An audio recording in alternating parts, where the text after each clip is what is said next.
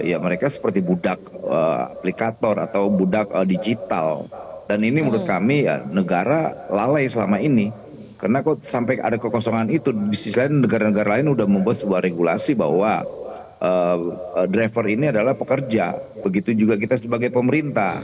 Karena definisi dari kemitraan itu harus sejajar. Pertama itu, kedua saling menguntungkan dan tidak ada sebuah sanksi. Nah ini kan ada sanksi, kemudian eh, soal itu tidak berimbang, kecenderungan aplikator lebih menikmati. Bahkan dari apa yang kami temukan di bawah, eh, perusahaan aplikator ini kecenderungannya menurut kawan-kawan ya, kawan-kawan driver sangat eksploitatif lah. Sampai tadi kalau Bu Lili sampaikan, ya mereka seperti budak aplikator atau budak digital. Dan ini menurut kami ya negara lalai selama ini. Karena kok sampai ada kekosongan itu, di sisi lain negara-negara lain udah membuat sebuah regulasi bahwa driver ini adalah pekerja. Bahkan kalau Oke. kita merunut dari apa yang menjadi organisasi terbesar buruh, ILO, International Labour Organization, adalah driver ojek online ini adalah pekerja. Gitu, dan Baik, kita jadi akan membuat regulasi. seharusnya pekerja tetap begitu ya Pak ya? Kalau dari Iya, negara-negara pekerja lain tetap. misalnya contohnya. Iya. Kalau di sini pekerja paruh Eropa, waktu juga Inggris, tidak masuk Spanyol. di kategori ini atau bagaimana? Nah soal itu, nah ini yang menjadi titik celah kawan-kawan dari aplikator untuk mendefinisikan kemitraan itu. Mereka, saya yakin sekali 1.000.000% mereka ingin menghindari kewajiban-kewajiban misalnya tadi THR, atas yang lain-lainnya. Nah itu yang sebetulnya menurut kami itu tidak bagus. Nah disitulah dibutuhkan kehadiran negara, karena negara harus bisa menjadi menjadi penyeimbang. Kalau tidak menjadi penyeimbang, ya negara sifatnya memaksa dengan membuat yang Baik, namanya regulasi. Harus dipatuhi oleh siapapun. baik. Jadi kedepannya akan ada Gitu. regulasi ya. Menarik ini. Nanti kita akan coba detailkan regulasi seperti apa baiknya. Tapi kita ingin juga tahu dari Ibu Lili terlebih dahulu. Bu, sebenarnya apa saja tuntutan para ojol ini? Karena tidak hanya soal THR ya, kabarnya ada tuntutan-tuntutan lain yang ingin coba dipenuhi di sini. Bagaimana Bu? Ya, selamat malam, Pak. Terima kasih, Pak Noel, Pak Wamen. Terus terang, Mbak, untuk hari ini tuntutan terdekat kami adalah THR, Mbak. Karena itu sangat urgent dan sangat penting. Dan kami yang memberikan aplaus kawan-kawan driver ini ke Kementerian Ketenagakerjaan yang tahun ini benar-benar membahas tentang THR ini. Terima kasih juga Pak Menteri, Pak Wamen yang selalu peduli dengan kondisi kawan-kawan driver.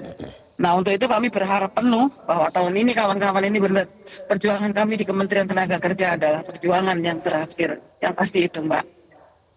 Baik, tapi selain THR juga kabarnya ada THR berupa intinya harus ada THR seperti bukan bahan pokok ya, jadi THR uang begitu. Kemudian juga ada tuntutan cuti bagi driver perempuan saat melahirkan. Nah, sebenarnya apakah memang itu bisa diakomodir seharusnya begitu Bu Lili kalau dari undang-undang yang ada atau peraturan yang Ya, ada saat ini?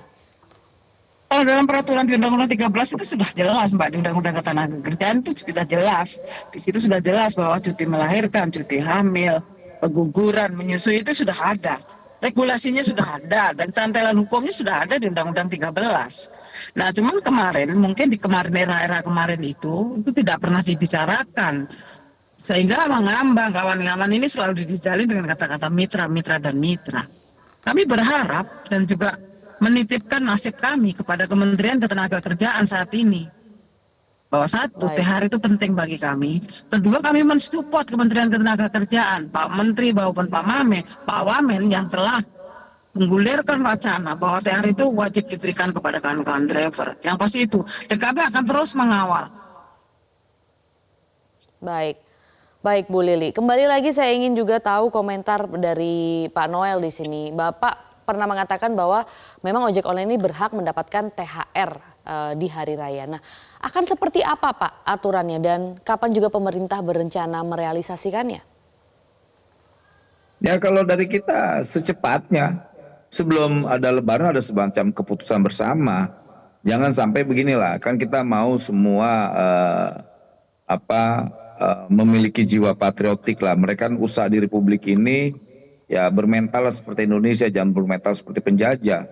Itu kita nggak mau kita sebagai negara membiarkan warga negara ini dieksploitasi di seperti ya mereka seperti apa ya kalau bahasa kawan-kawan driver ini mereka seperti budak aplikator dan kita tidak mau. Yang jelas kami tidak akan membiarkan hal itu terjadi di era kepemimpinan Pak Prabowo, di era kepemimpinan Menteri Yasri dan juga saya sebagai wakil menteri. Pokoknya kami tidak ada urusan dengan apapun yang namanya penindasan. Dan kami Sudah negara coba harus ajak hadir. diskusi aplikator Nah, kah Pak soal mengenai hal formatnya. ini? Respon aplikator mengenai hal ini bagaimana sejauh ini Pak? Respon dari Aplikator aplikator sampai apakah detik ini semua Kemnaker sudah coba bagus, ajak nggak diskusi? masalah. Kita nggak masalah, mereka cuma nyari waktu momennya. Artinya semua udah pada tahap finalisasi lah ya terkait THR ini. Karena kan mereka minta waktu lah, katanya minta waktu terkait THR. Mereka belum berani bicara tentang THR. Ya sudah, kita bicara titik temunya. Ya udah kalau kalian tidak ngasih THR, kasih yang namanya bonus hari raya. Lantas kalau tidak bonus hari raya, bantuan hari raya. Dan kita tidak mau itu yang namanya sembako, paket-paket sembako. Kita mau bentuknya uang. Karena kenapa? Ini ada persoalan psikologis. Psikologis driver, psikologis budaya. Bagaimana seorang driver berharap bisa juga merayakan hari raya itu misalnya dengan membelikan anaknya baju, lantas membelikan masakan-masakan ya yang menjadi budaya Indonesia misalnya opor ayam, rendang dan sebagainya. Nah, yang dituntut driver itu kan tidak lebih-lebih, nggak melebihi apapun yang diperkirakan oleh perusahaan ojek online. Gini Baik. lah, mereka itu kan untung besar lah. 9 tahun mau 10 tahun tidak ada regulasi yang mengatur itu.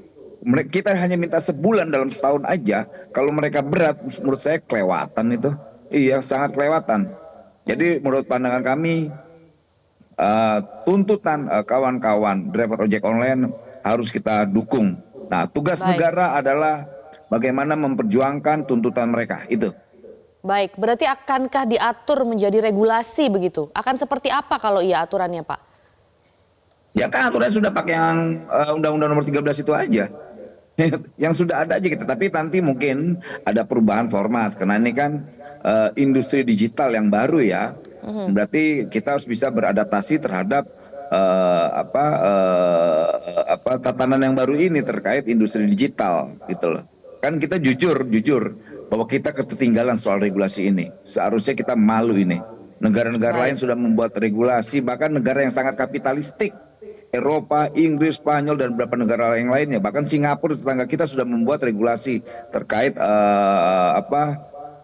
positioning driver online ini sebagai pekerja, gitu loh.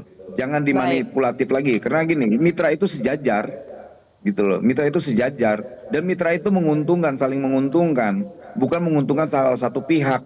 Itu prinsip dari yang namanya kemitraan. Baik. Jelajahi cara baru mendapatkan informasi. Download Metro TV Extend sekarang.